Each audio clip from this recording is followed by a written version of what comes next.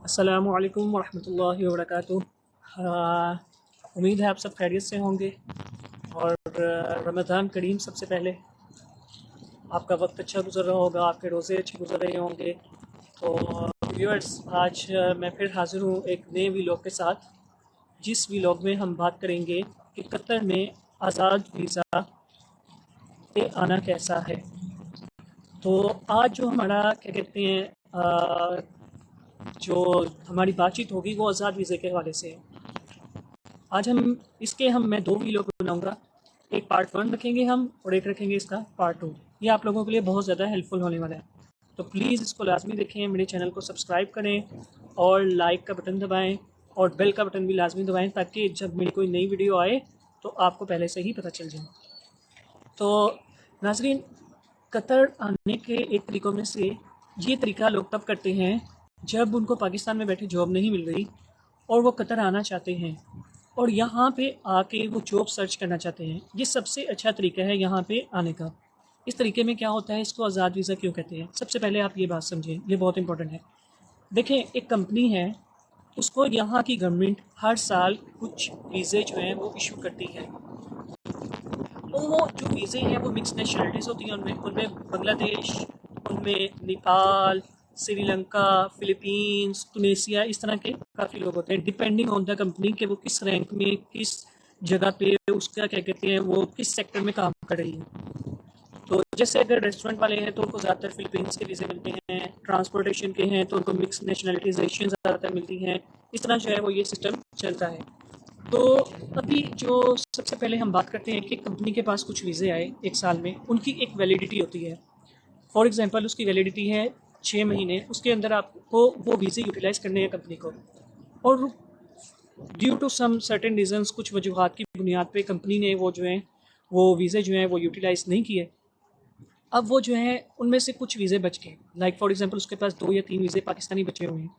तो वो स्पॉन्सर का नुकसान होगा, क्योंकि वो वीज़ों के लिए पैसे पे करते हैं और वो सब कुछ दूसरी चीज़ें, गवर्नमेंट फीसिस वगैरह देते हैं। तो वो लोग क्या करते हैं कि वो वीज़ा मार्केट में बेच देते हैं किसी को। जैसे फॉर एग्जांपल आप यहाँ आना चाहते हैं, वो स्पॉन्सर कहेगा कि मेरे पास एक वीज़ा है, मैं आपको अपनी स्पॉन्सरशिप में लेता हूँ, आप ये वीज़ा मुझसे 6,000 का, 8,000 का, 10,000 का ख़रीद लो। ठीक है, आप वो वीज़ा उससे ख़रीद लेते हैं। अब आप उस कंपनी की स्पॉन्सरशिप में यहाँ कतर आ जाते हैं। मैं आपको बताऊंगा कि अगर आप वीज़ा ख़रीद लेते हैं तो क्या प्रोसेसेस होते हैं जिनसे आपको गुजरना पड़ता है, और उसके बाद आप कैसे यहाँ आ जाते हैं। अभी हम एक जनरल से डिस्कशन कर रहे हैं कि आपने वीज़ा ख़रीदा, आप यहाँ पे आ गए। अब वो कंपनी जिससे आपने वीज़ा ख़रीदा वो आपको सैलरी नहीं देगी, पहली बात।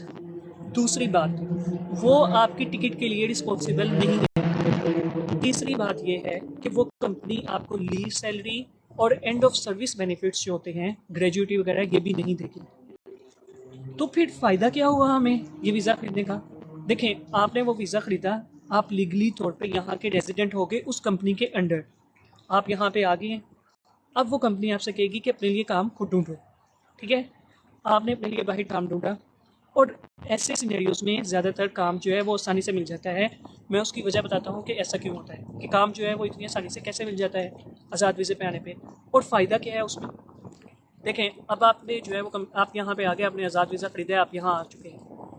अब आपको कोई किसी जगह पे जॉब मिलती है। अब जिस जगह पे आपको जॉब मिलेगी वहाँ पे आपने काम करना है, और जिसके स्पॉन्सरशिप पे आप आए हैं उसको आपको साल के बाद एक ख़ास किस्म की अमाउंट देनी है अपने कतर आईडी को रीन्यू करवाने के लिए, जिसको इकामा भी कहते हैं। आप काम कहीं और करेंगे लेकिन आप किसी और कंपनी में आए हुए हैं। देखें, आप काम कर रहे हैं, लेट्स सपोज के कंपनी है जिससे आपने वीज़ा ख़रीदा उसका नाम है ए, और आप काम कर रहे हैं यहाँ पे आके कंपनी बी में। तो आप जो हैं वो, आपकी जो स्पॉन्सर है वो कंपनी ए है, लेकिन आप बी में काम कर रहे हैं। ओके, ये बात होगी क्लियर। अब आपके पास एक साल गुजरा, तो आप जिस कंपनी के अंडर थे आपने उसको स्पॉन्सरशिप जो है उसके कुछ चार्जेस पे करने होते हैं। जो गवर्नमेंट की स्पॉन्सरशिप की फ़ीस है ना, जो कतर आईडी को रिन्यू करने की, वो 1220 रियाल बनती है। लेकिन वो कंपनी आपसे 1220 रियाल नहीं लेगी, क्योंकि उसने आपको अपना नाम दिया हुआ है। तो वो कंपनी आपसे चार्ज करेगी 2500 से लेकर 3500 के दरमियान में। ये यहाँ पे जो रूल है जो कंपनीज करती हैं आज़ाद वीज़े में, ये यहाँ पे इस तरह चल रहा है।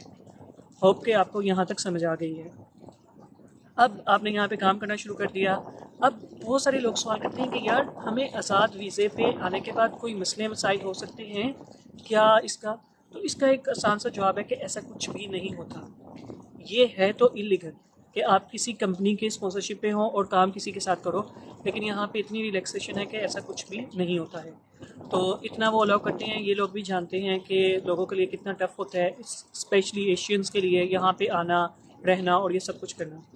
अब ये हमारा जो है वो आज का सेकंड व्लॉग हो गया। मैंने आपको आज़ाद वीज़े का कॉन्सेप्ट समझा दिया।